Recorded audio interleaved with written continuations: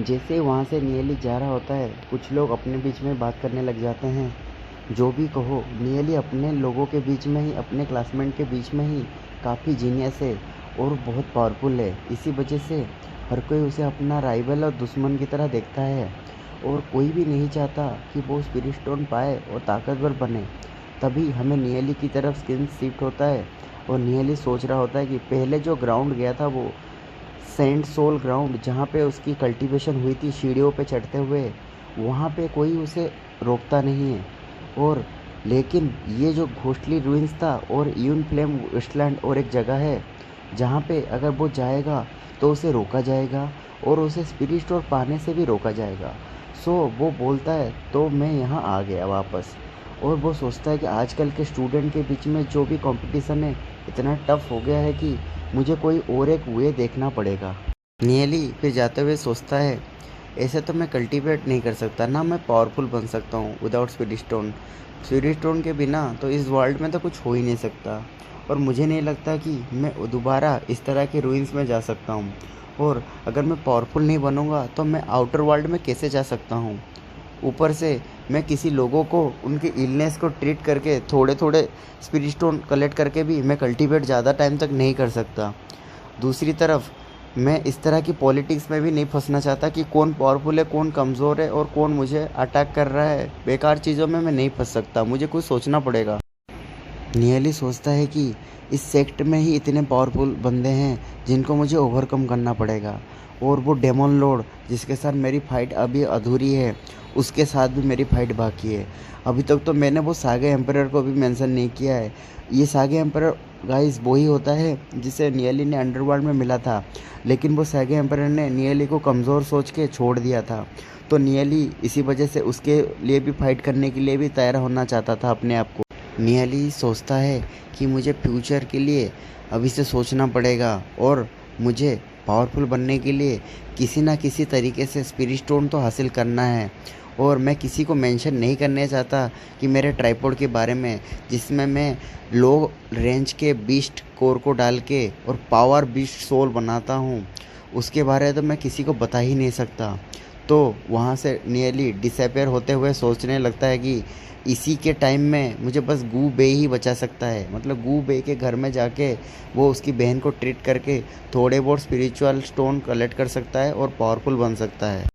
फिर हमें गू बे का घर दिखाया जाता है जहाँ पे थोड़ी देर के बाद हमें दिखाया जाता है कि उसकी बहन वहाँ पे होती है और यहाँ पे गू बे के बहन से काफ़ी सारा ओरा निकल रहा हो। मतलब वो जो पॉइज़न उसे दिया गया था और नियली के ट्रीटमेंट से उसके अंदर से उसका पॉइज़न धीरे धीरे निकल रहा होता है और उसकी बॉडी धीरे धीरे हील हो रही होती है और ऊपर से उसको इतनी गर्मी लग रही होती है तो वो पसीना पसीना होके बैठी होती है और चुपचाप अपनी आँखों को बंद करके चुपचाप अपने व्हील चेयर में बैठी होती है।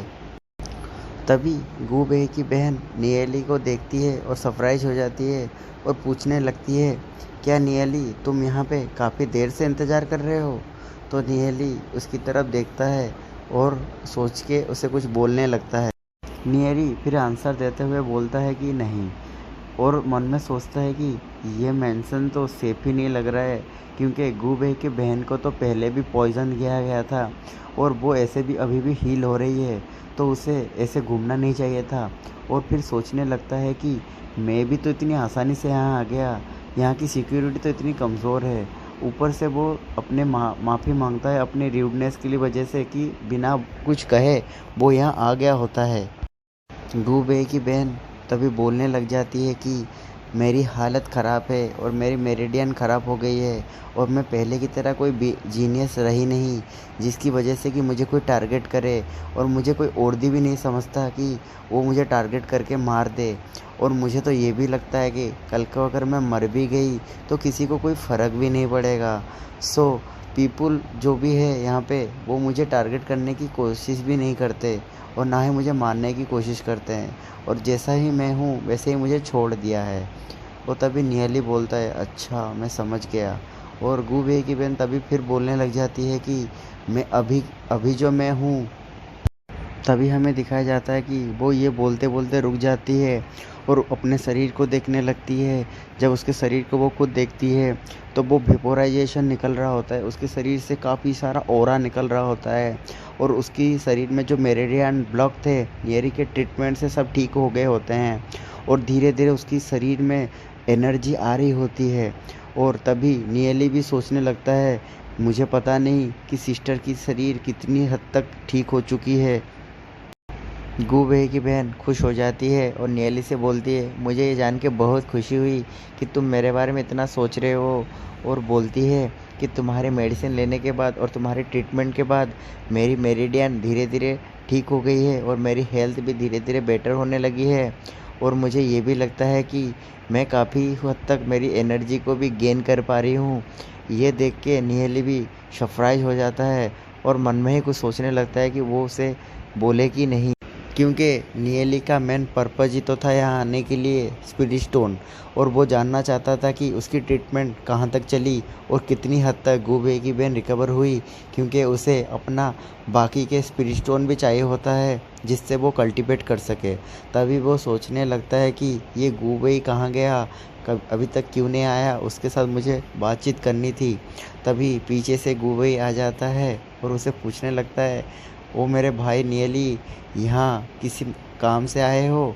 तभी नियली उसे बोलने लगता है कि पर्पस विजिट, और फिर बोलने लगता है कि हाँ, मेरे पास तुम्हारे लिए कुछ काम है। और गूबे भी नियली की बातों को ध्यान से सुनने लगता है।